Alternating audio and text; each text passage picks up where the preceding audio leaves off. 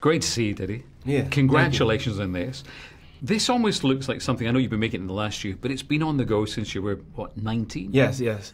Started filming this movie when I was 19. It was something I just felt in my heart that I knew I should be documenting what I was doing, and I just always had the cameras rolling since I was 19, and it kind of came into good use when we decided to do this film. So where did that come from? Was it just like you just knew? I mean, yeah, I just knew. It was just something in my spirit. You know, it was God talking to me and just, you know, telling me to just get those cameras rolling. I'm about to take you on a ride, son. And what a ride it's been. Yes. I mean, what I love is that, from what I get from the bits that I've seen and from you when I see you in interviews, is that whatever you do, you want to be the best at. So even, you know, you're the busboy in the restaurant, it's like cleaning toilets, I'm going to be the best. Yes.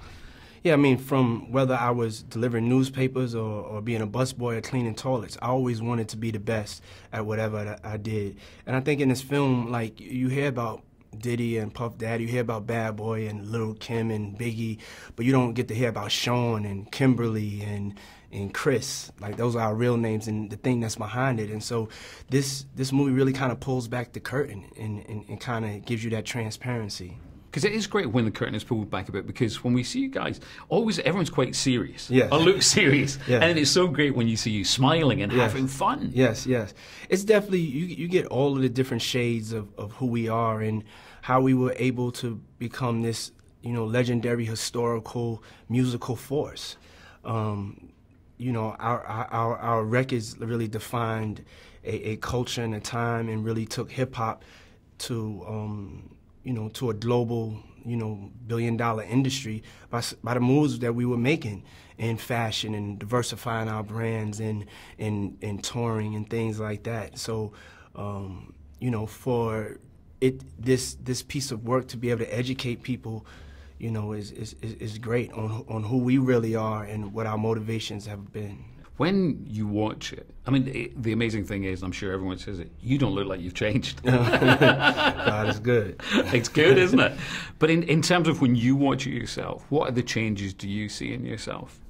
I just see growth. I see somebody that, you know, went through the things that you go through with success, spiraled out of control a couple of times, but just kept getting up. You know, I saw myself get knocked down 7 times, but I got up 8.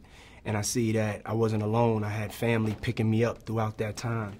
And, you know, this movie is about our story, our ups and downs, trials, tribulations, life, death, and victory, most importantly. And, you know, I can't think of a label that 25 years later, all their artists are working and all their artists came back together and did a nationwide tour and was able to make it through it without nobody arguing or fighting, and you know, and the love is there. So, but the story is really an inspiring story. It's not just self-serving about us and about our success. It's about our lives and that true story, the good, the bad, the ugly, and the victorious. And great for your kids as well to see it. Yes, it's definitely great for my kids and also, you know, the whole younger generation coming up, you know, wondering how this thing of hip-hop got so big. And we just played a small part of it, and, you know, a lot of other labels and people played a part of it, but this is about the part we played in it. And it's that incredible story, because obviously you lost your father when you were very young. Yeah. And then I presume that you don't think about that, obviously, when you're so young, but then later in life, then the loss hits you even more. Yeah, later in life, when you need that father figure there, when you're going through a lot of these things, it definitely feels lonely, and you miss something. They say you can't miss something you haven't had, but when you need it, you can miss it. So, you know, it shows that, but it shows that I had to turn to my family, which was the artists that were around me. That was the family that I had. Yeah, and from your own kids' point of view, how do you instill into them then the values that you've learned now over the years?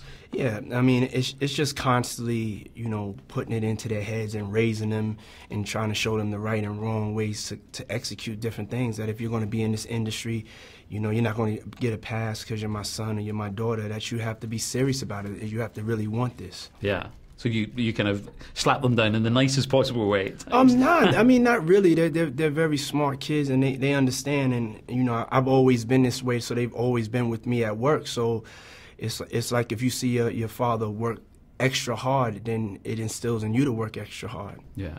So Can't Stop, Won't Stop. until, how would you finish that from your point of view? You can't stop, won't stop until, what is it? What are you going for? No, I just like can't stop, won't stop. There's no until. Yeah, I mean, yeah, you know, I'm not gonna stop. You know, I'm not gonna stop living. It's not just about like the music industry. It's just about life. You know, even when I'm gone, I'm gonna still be here because the songs will survive.